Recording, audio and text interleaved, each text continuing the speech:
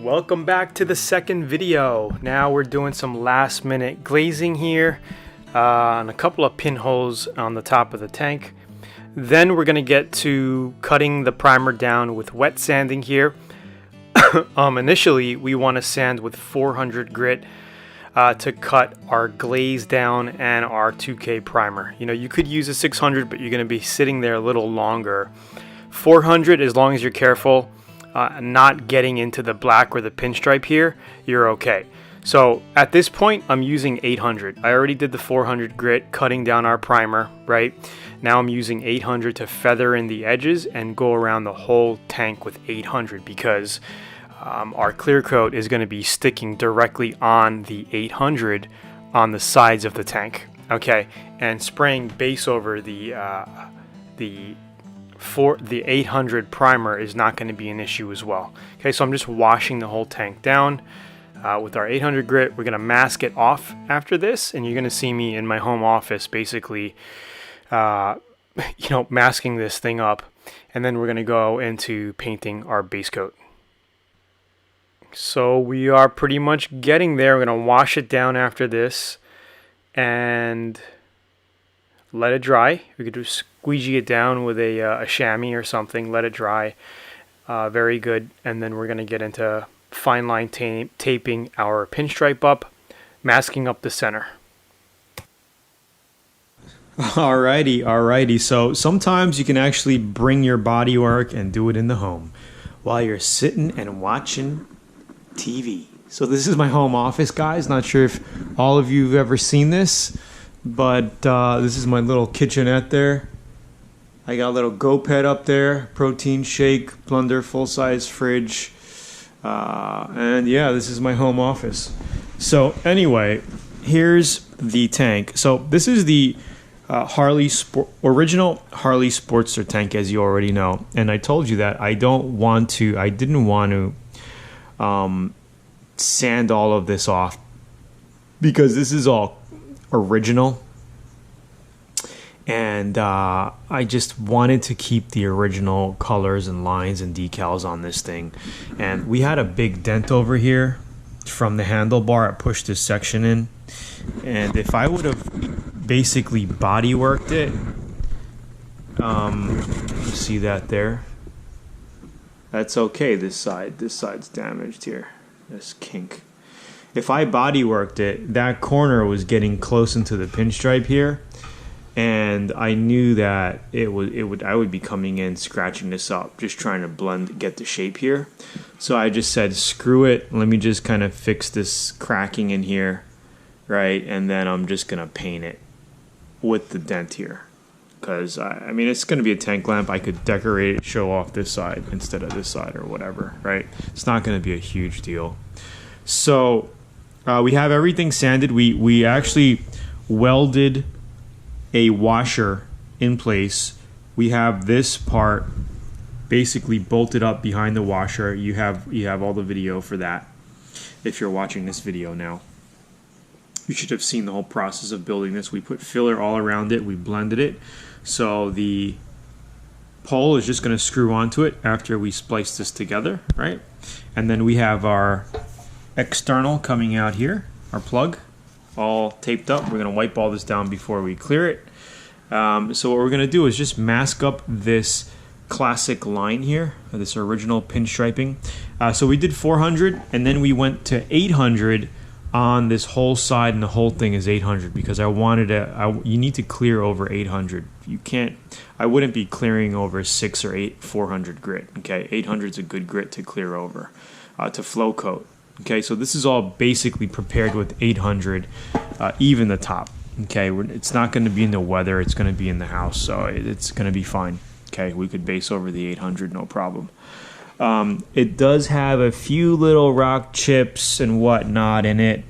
There's really nothing I can do about it unless I get some black paint and just kind of touch it with a brush, but then it's going to have like a nice black spot. So I'm just going to clear it, man. I'm just going to wipe it down good, take out the dust from in there, and then clear it after we do the black base on the rest of the tank. We're going to just outline this with fine line tape sections at a time. We're just gonna mask it up. So this is how you want to do it. So I'm just following the old school pinstriping here. Okay, if I go over into the black a little bit, that's fine because it's going to be black again anyway, right? So this is all I'm doing here. Okay, and at the end of it, just make sure you're turning inward. You're turning inward so you can start again going around. You know what I'm saying?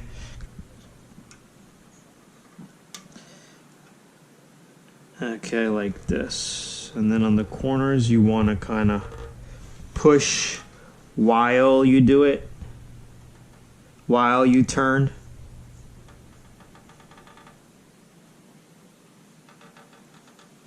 I know this kind of looks a little easy, and I don't know. I've never done this before like this. Hopefully it comes out good. You know, hopefully it comes out good. As far as the blend here, because we're gonna base this now black and try to get this stuff black mostly. I won't do too much of the bottom, maybe just a light coat around the rest of it, but mainly we want to get this primer black. So, you know, so we can do what you want to do. So now I'm just gonna tape up the center here.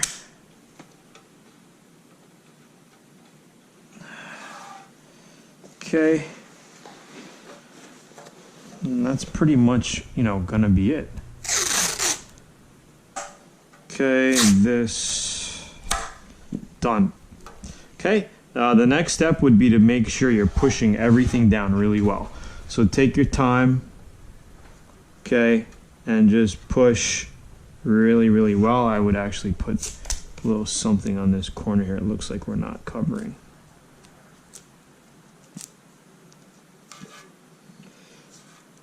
Don't get too much wax and grease on it. Tack it, and then black it. And then take this off and clear it. So we'll go ahead and do that tonight. Alright, that's pretty much it. Pretty much it. Both sides all masked up, ready to rock and roll. And once it's cleared up and painted, we could just put it up and it'll be a working lamp. Can't wait to see it. The other ones are going to be a lot cooler because we're going to be doing some candy and graphics on it. Alright, and it's not like... it's not going to have dents in it. This has one dent in it, but it's okay. This is going to be a cool lamp. All right, talk soon. All right, so what we're going to be doing is some maintenance things before we start painting. I like to keep a roll of plumber's tape around just in case. So I'm moving this over from my other gun to this one, and I just like to put some plumber's tape on here. Now remember, put it on the way you're going to screw on anything, right? So it doesn't come off. So if you put it on the other way, it would basically peel it off. But now, okay. And I'm going to be using the Atom Mini X16 spray gun here. Fantastic high quality gun. I love it. But what I'm going to be doing is changing the tip kit from a 1.0 to a 2.0 right here. So if we take a look, 1.2, did I just say 2.0? I meant 1.2. 2.0 would be crazy. 1.0, although is good and you can do gas tanks and all that, it has a pretty good fan pattern. I just want a little bit more paint coming out. All right, so I'm going to be changing this out. Now remember, when getting an X16 spray gun or a Atom X27, X20, whatever gun you guys get, remember, you don't have to completely disassemble spray guns every time you use them. It's actually not recommended to take the whole gun apart. You don't have to, okay? I would never take this knob out unless you're having real big issues. I would never mess with this unless you're having air leaking issues. Okay, this should come factory preset. If anything, you might have to tighten it just a little so air doesn't leak out, okay?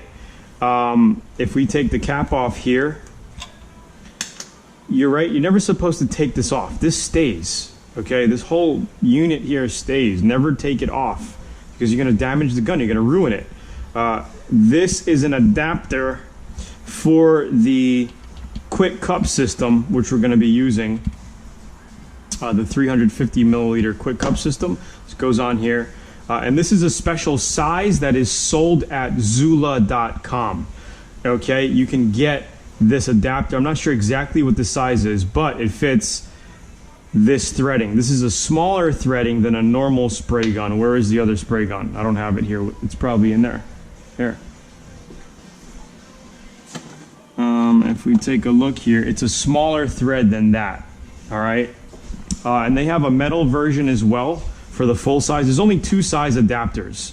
The big size, it comes in the aluminum, metal, or the plastic, which I like better because it kind of snugs on without even have to wrenching it on. And then it comes in the smaller size, which goes on the Mini X16 here. Okay, that's pretty much the two sizes. And all you got to do is just screw it on. You could put a little bit of Teflon tape if you want, plumber's tape I mean, and then you just tighten it like that. This is what I like to do with this. I just tighten it. It doesn't damage the threads. It tightens really good. Just don't over tighten it because you're going to strip it, right? All right, so it's hand tight. To change out the tip, all we have to do is take this out, 10 millimeter. I don't have the 10 millimeter. Okay, take this out, take the spring out, make sure the plastic is on the back side. Squeeze your trigger. The needle should pop right out. Okay.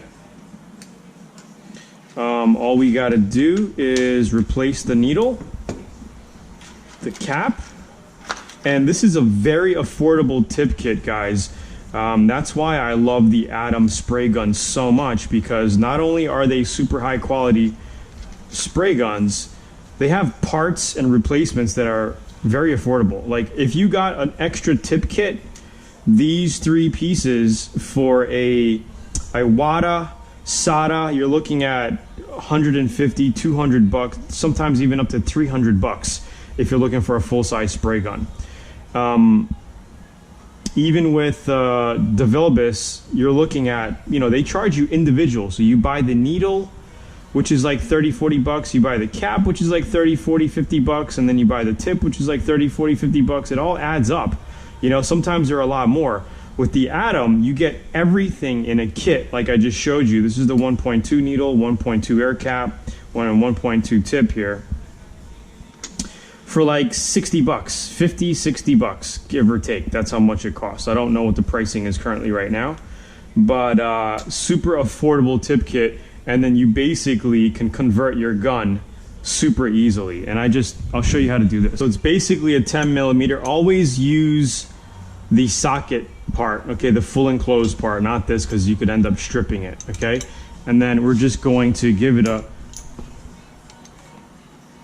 nice little, that's it. That's all you want to do. And you don't never over tighten these guys, never, because you're going to damage the gun. I hear so many stories where people just screwing up their spray guns. When you're cleaning it, you could take the tip off and clean in here with a little brush, okay? That's all you got to do. So we're putting the 1.2, and it has engraved in here 1.2. You can see it. Okay, and when we tighten it, we're going to tighten it very lightly. Guys, don't go nuts. Watch. That's it. That's all you want to do. It's not going nowhere, all right? You're not riding the damn thing like a motorcycle. Make sure it's the 1.2 cap.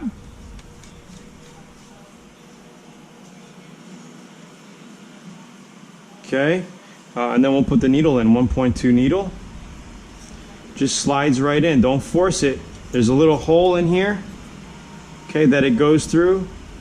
Okay, slide it in, push it in like that. Okay, make sure it comes out. Right there, it's touching. Okay, put your spring in, and then you put your cap on, and that's it. Your tip kit's complete. Now, what I like to do is squeeze full trigger all the way, tighten it until it just tightens, and that's it. That's all you want to do. It's fully done. Now I will make sure this is completely horizontal, and I'll give this a little tighten, a little bit more. And that's it. Okay? And that's it, pretty much done. Okay, completely changed out the new tip kit. What to do to store it is just put the 1.0 tip kit back in the box here. so we know where it is next time we need to convert to smaller size. Okay, that's pretty much it.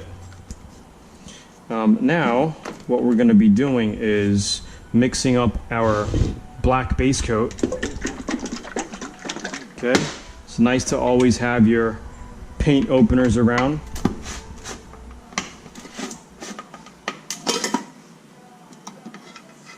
Okay, and we're going to mix right inside here with our liner. Let's actually give it a quick little mix.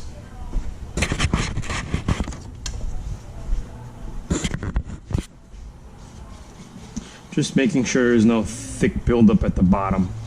I don't feel anything. We're just going to be doing a little bit of black for the inner side of the tank there.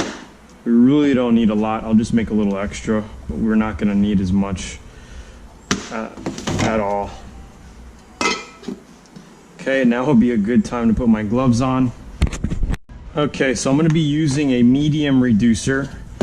Actually, I could be using a slow because it's hot out. It's like 90 degrees out, but we're not painting a huge area, so it'll be fine with the medium reducer here. So let's just take a quick note, 150 milliliters. So you basically want to go to 300, right? Because base coat is 1:1. Make sure it is reducer, because the last time I poured in wax and grease remover by mistake. Okay, so we're at the 300 level. This is much more than enough paint than I need. And guys, we're also going to be using the Gun Bud system, which is an amazing little lighting system that goes on your cup. I'll show you how it works in just a bit. It's universal, so you can put it on large spray guns or even smaller spray guns. It's a fantastic device. Gun Bud, you can get them on Zula as well. They have a special CBOLE lighting system in here which replicates natural light. So it's not like you're looking under a fluorescent light. It gives you natural light, because basically 95% of the time we're looking at our cars in natural outside light, right? So it's really helpful with paint color correction and blending, and even just overall seeing what you're painting. So we'll probably dim the lights down in here so we can show you how that works. So too thin. You can see how, it's probably not that bad. That's good, it's good, it's good.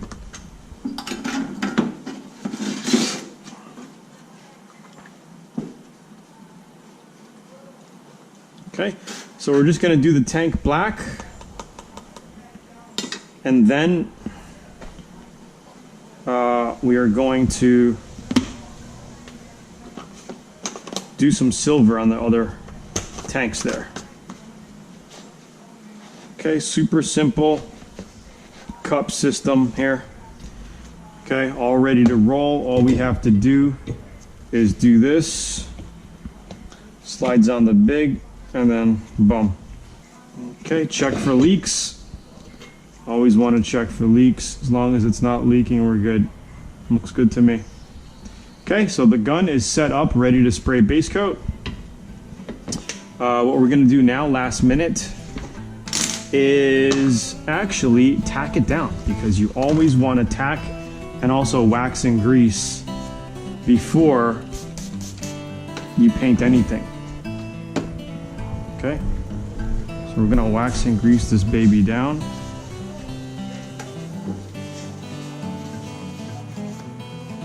And ideally, this should be primed. This right there. But you can get away at times without priming it. And I'm gonna show you how to dust it and do it.